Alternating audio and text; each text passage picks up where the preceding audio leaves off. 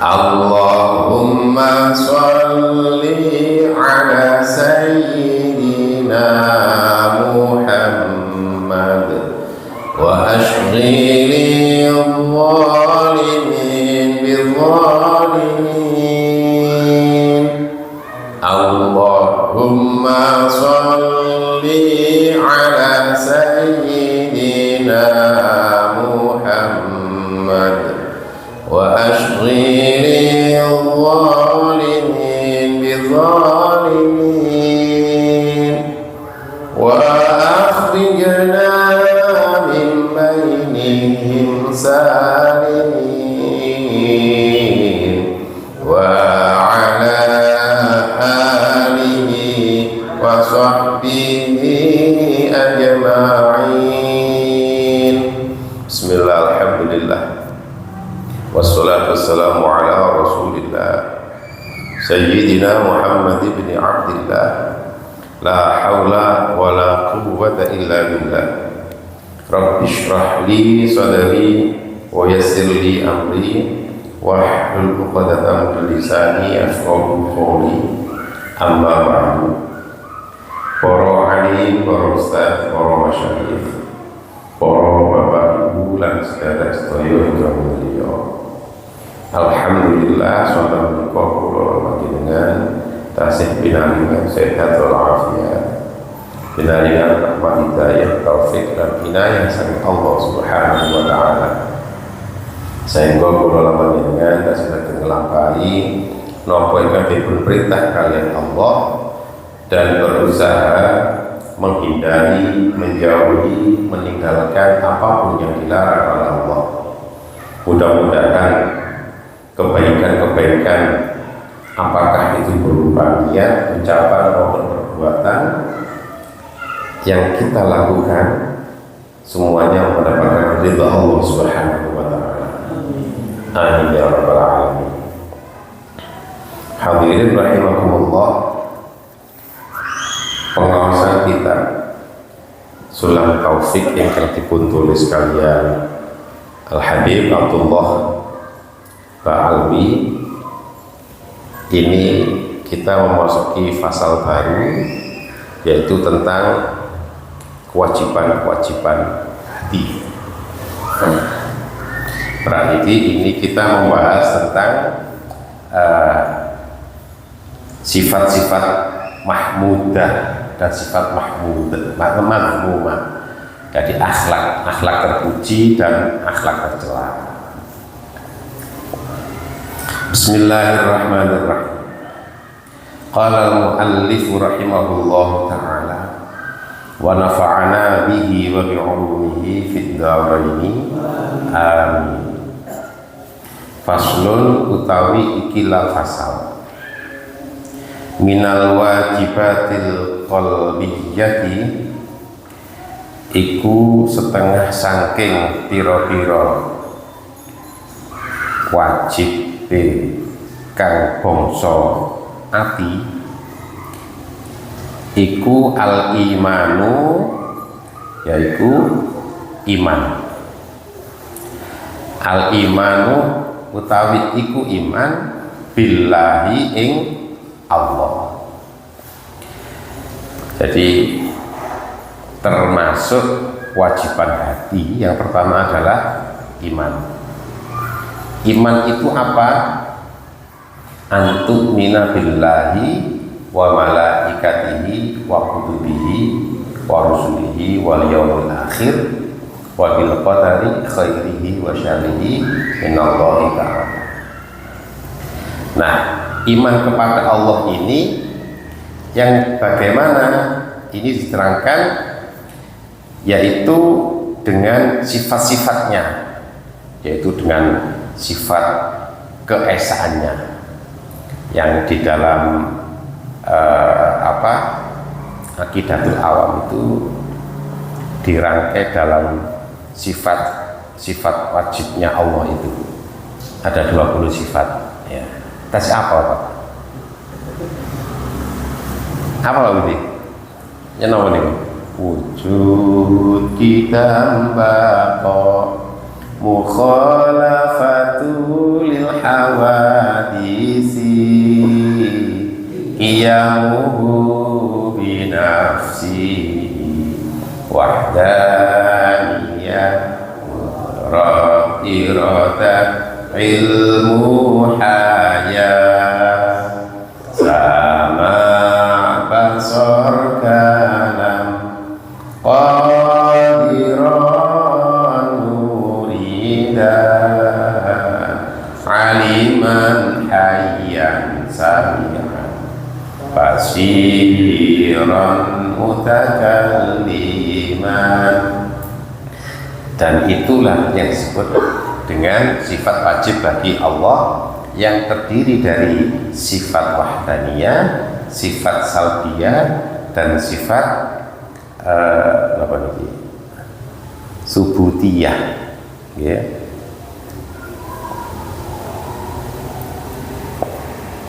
Nah, kemudian dari sifat-sifat itu niki ada cabang-cabangnya. Menurut Ali Al-Mimbari itu ada rukun, ya, rukun iman itu, jadi rukun-rukunnya itu ada 4. Yang pertama adalah ayya'lama annallaha ta'ala wahidun la saniyalahu, bahwasanya Allah itu adalah esa, tidak ada dua atau tidak ada sekutu baginya. Jadi kalau dilogikakan, sesuatu yang terjadi itu semuanya berasal dari satu. Rangkaian apapun yang asalnya tidak ada kemudian menjadi ada, itu asalnya dari satu. Angka, ya, angka itu dimulainya dari satu. Tidak bisa melepaskan satu langsung 2 atau langsung 10, tidak bisa. Begitu juga bangunan. Bangunan ini kan awalnya juga dari satu. Apa umpamane teko pondasi. Pondasinya langsung masa siji. Umpamane pondasi kalau pondasi batu, ya batu satu kemudian ditumpuk-tumpuk. Atau kalau ada model kenapa pondasi langsung cor ngoten niku, ya juga awalnya dari satu. Ya, yang paling mudah untuk dipahami itu ketika kita menggambar itu kan dimulai dari satu titik itu. Asalnya kertas kosong, kemudian diawali dari satu titik. Nah, dari satu titik itu kan akhirnya muncul berbagai macam goresan-goresan itu. Alam semesta itu juga awalnya dari satu. Nah, dari satu inilah yang disebut dengan yang dinamakan dengan Allah itu. Jadi permulaannya segala sesuatu ya memang dari Allah. Beliau, Allah lah yang menciptakan segala sesuatu. Dan Allah ini tidak bermula dan tidak berakhir.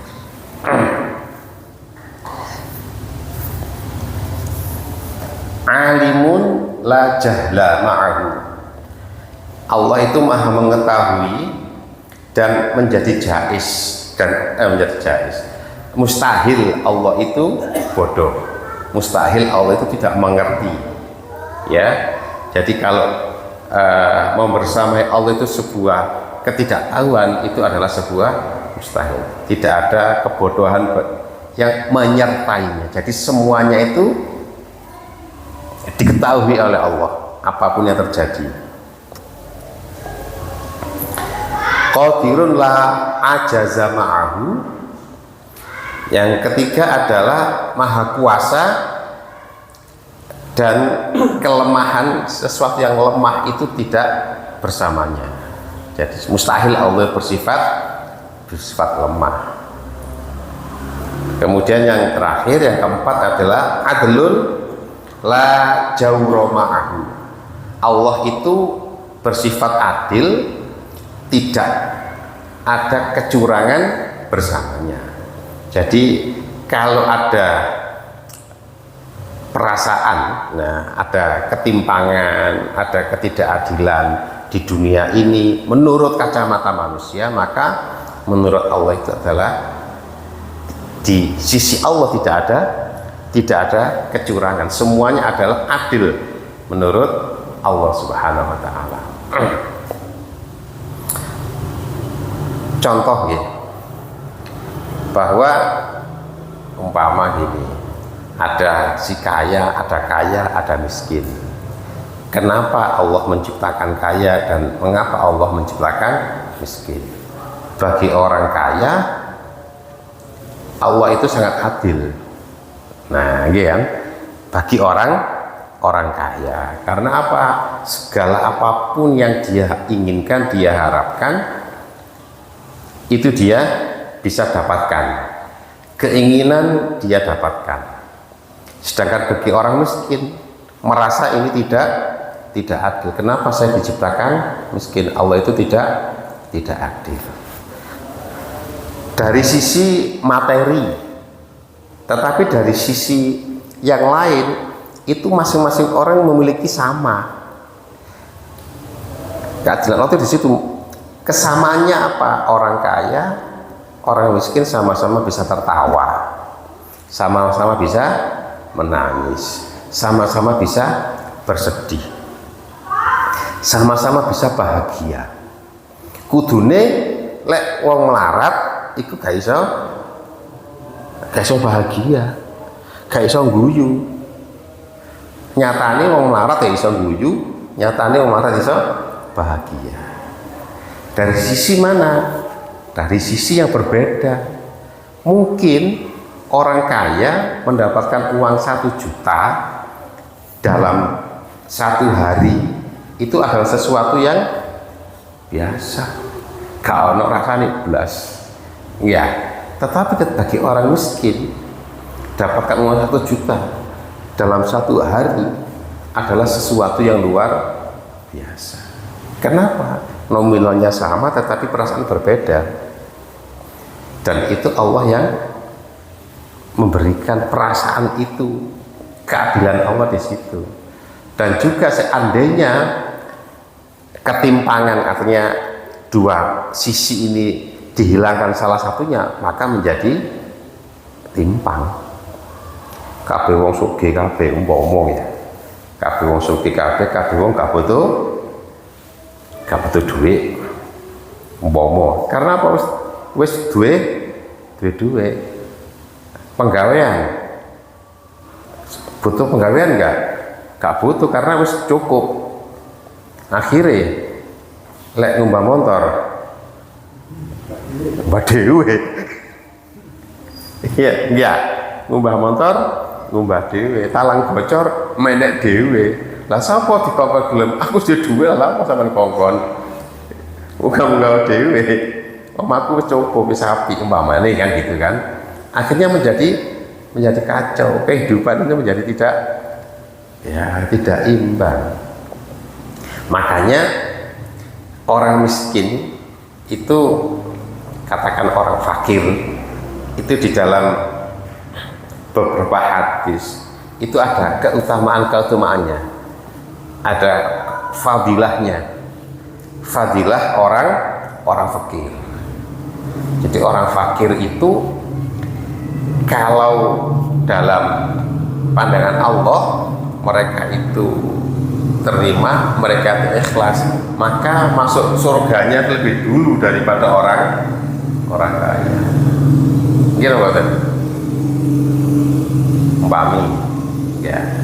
Umpami Pak Budi ku wong sugih. Ya wong sugih lunga kaji. Sangune titik apa akeh? Akeh, sak koper. Ya, mulai nggawa apa? Wah, jentekno duwike koper iku oleh-oleh macam-macam. Nggih. Lah Pak Usman iki iya lunga kaji, tapi duwike pas-pasan. Kira-kira nggawa oleh-oleh apa? Itu cukup no, paling boleh tasbih, boleh serban, ngoten nah, sak cukupe. Sing penting nyenengno wong, padha-padha lunga kaji. Nah, ya. Moro-moro mlebu bandara. Ya, mlebu bandara. Pak Usman tas cukup. Nah, masuk ya diperiksa langsung mlebu. Pak Budi. Wah. Wah, Usman ngopi nek jero segala ya iso ngobrol. Budi sing ngenteni sama gak teko-teko. Sik diceki lho. Gak mari-mari. Lah nggih, moro ketimbangane kakean kena denda pisan. Apa kakean barang. Nah, ini kok budale muline ya padha ae. Iya. Kene ketemu keluarga seneng-seneng sing gawane kayak Pak Buti ki bingung ae di bagasi ngono. Urusane gak mari-mari. Nah, itu kiasannya begitu. Kalau dalam hadis itu orang fakir dengan orang kaya itu selisihnya 500 tahun.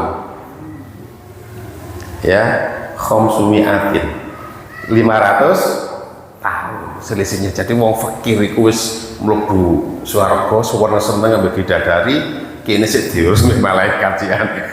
Diproses. Berarti selisihnya 500 tahun.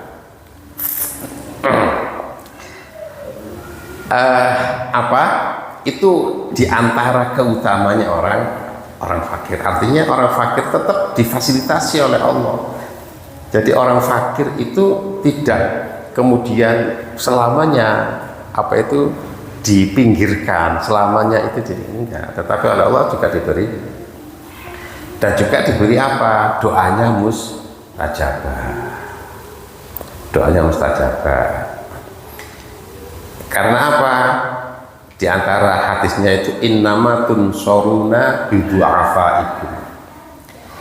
Jadi orang-orang yang kaya itu bisa berhasil, bisa sukses itu karena ditolong.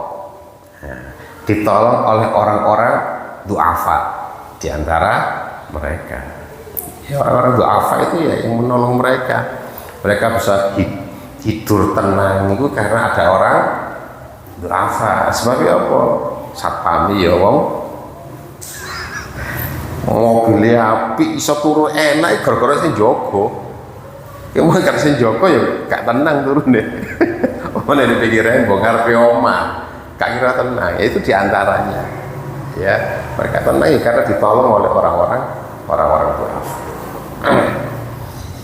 Dan banyak keadilan-keadilan Allah yang dari sisi manusia itu dianggap tidak adil, dianggap curang, tetapi dari sisi Allah itu adil. Jadi keadilan itu karena kita tidak mampu melihat lebih jauh tentang sisi-sisi yang kita tidak melihatnya, dan itu diberikan Allah kepada kita. Ini menurut siapa? Jadi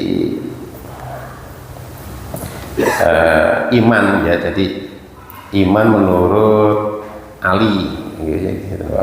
Ali Al-Mimbari fit Tuhfah, di dalam kitab Tuhfahnya. Jadi arkanul iman arba'ah, rukunnya iman itu ada 4. Kemudian yang kedua, jadi iman kepada Allah wa bima jaa anillahi, dan apa yang datang dari Allah. Apa yang dimaksud datang dari Allah? Minal ahkam, dari hukum-hukum, yang datang dari Allah. Hukum datang dari Allah itu sesuatu yang disyariatkan oleh Rasulullah SAW tidak melalui hadis-hadisnya itu. Jadi Al-Quran menentukan, kemudian Rasulullah yang mensyariatkan.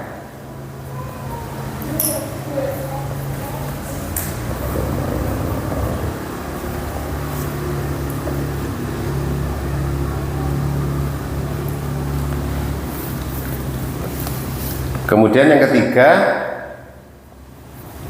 jadi ini iman kepada Allah dan apa yang datang dari Allah.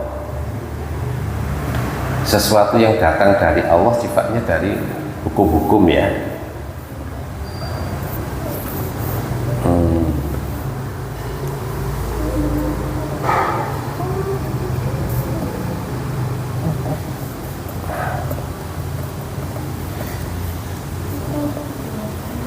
Kemudian yang ke berikutnya, wal imanu bi rasulillahi wa bima jaa an rasulillahi, dan iman lan iman percaya kelawan utusane Allah, lan wa bima jaa lan kelawan barang kang teko an rasulillahi saking utusane Allah.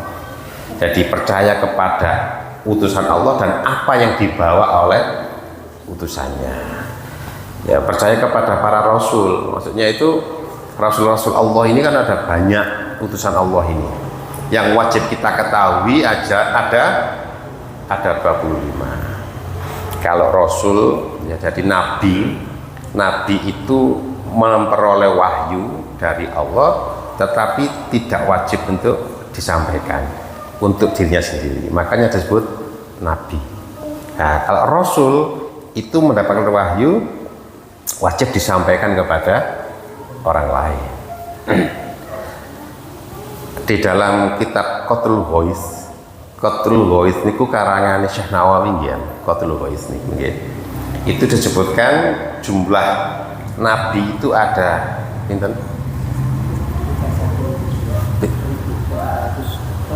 124.000, 144.000 nabi. Rasule 313 rasul. Kemudian nabi dan rasul, ya, nabi dan rasul itu ada 25 nabi sekaligus rasul, dan itu yang wajib kita ketahui. Kemudian di antara 20 nabi dan rasul itu ada nabi yang memiliki gelar ulul azmi, yaitu yang memiliki kelebihan luar biasa. Kelebihan luar biasa itu ya ketabahannya, kesabarannya, ya itu ada 5. Dan di antara 5 ini ada nabi yang paling istimewa sebagai imamul anbiya wal mursalin, yaitu Nabi Muhammad. Nah, dari 5 orang nabi dan rasul yang memiliki gelar ulul azmi itu nabi ya sinten nggih? Nabi sing napa niku enggak ada penyakit kulit itu. Nabi Ayub sing kaya ngono iku gak oleh gelar. Nggih, sik kalah sabar, kalah tabah. Berarti nggih ngapunten, statusnya nggih di bawah 5 orang nabi ini. Nggih sinten niku? Nabi Nuh, Nabi Ibrahim, Nabi Musa, Nabi Isa, Nabi Muhammad. Jadi Nabi Ayub mboten katut. Ya. Nabi Yakub sing sampai mripate napa niki? Buta nggih mboten katut. Cita-cita Nabi kan Nabi sinten malih niku sing dipangan paus niku. Nabi Yunus. Nah, ya. Nabi Yunus itu juga sampai sebegitunya juga tidak termasuk ulul azmi. Nah, ini hanya diberikan kepada 5 orang itu. Dan kita wajib mengimani adanya nabi-nabi dan rasul itu. Nah, pertanyaannya, kalau agama-agama yang dibawa oleh nabi, kemudian para nabi itu berbakti, beribadah, dan beliau kan tidak menyampaikan, tetapi dilihat oleh warga sekitar dan diikuti, langsung ya, dan diikuti, maka itu menjadi muslim, mereka mukmin, ya, jadi mukmin karena mengikuti nabi di zamannya. Loh, harus dibatasi di zamannya, karena nabi itu diutus oleh Allah pada suatu kaum terbatas. Kan ada, termasuk kalau lihat sejarah itu sinten Buddha, sinten Gautama, sinten itu namanya Siddhartha Gautama. Itu hidupnya tahun berapa sebelum Masehi? boleh jadi. Kalau lahirnya sebelum Nabi Muhammad, boleh jadi sebagai nabi. Atau Konghucu niku. Ya, Lause dari negeri Cina. Boleh jadi mereka itu adalah nabi di zamannya. Karena apa? Karena ciri-cirinya itu sesuai dengan agama Samawi, ajaran-ajarannya sesuai dengan ajaran Samawi.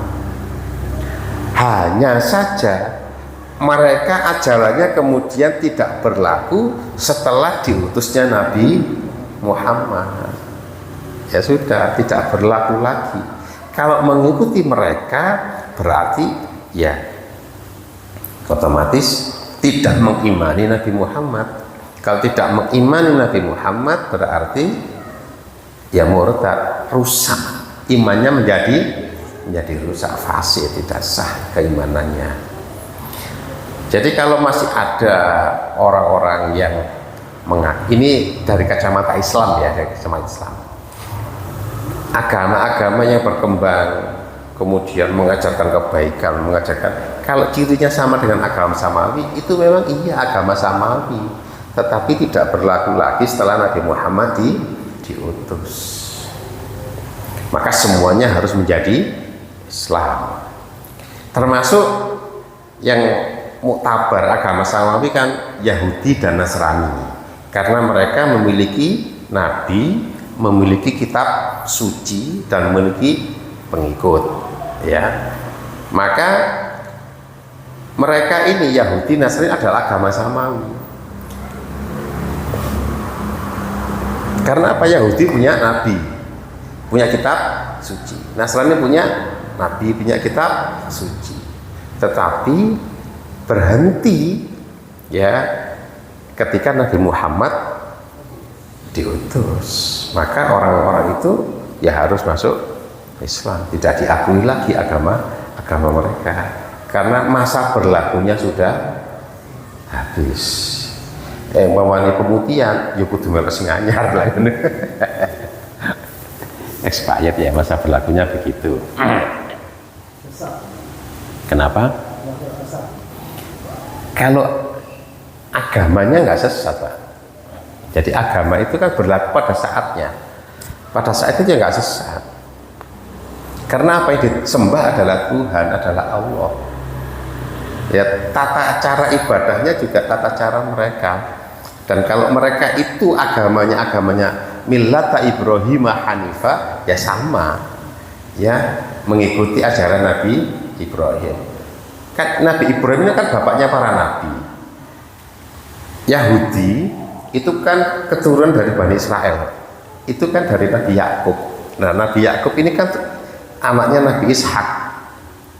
Nah, kemudian Nabi Yakub memiliki putra 12 itu, di antaranya menurunkan agama keturunannya itu menjadi agama Yahudi itu, Yahuda itu diantara. Iya kan? Jadi Nabi Ishak keturunan dari Yakub. Jadi Nabi Ibrahim, Nabi Ishak, Nabi Ismail, Ishak, Yakub. Nah, Yakub ini yang kemudian menurunkan Bani Israel itu, yang kemudian menjadi agama Yahudi dan Nasrani. Sedangkan jalurnya Nabi Ismail, nah tidak ke Bani Israel tetapi langsung ke Nabi Muhammad. Uzair putra Allah, Isa putra Allah, itu kan anggapan mereka memang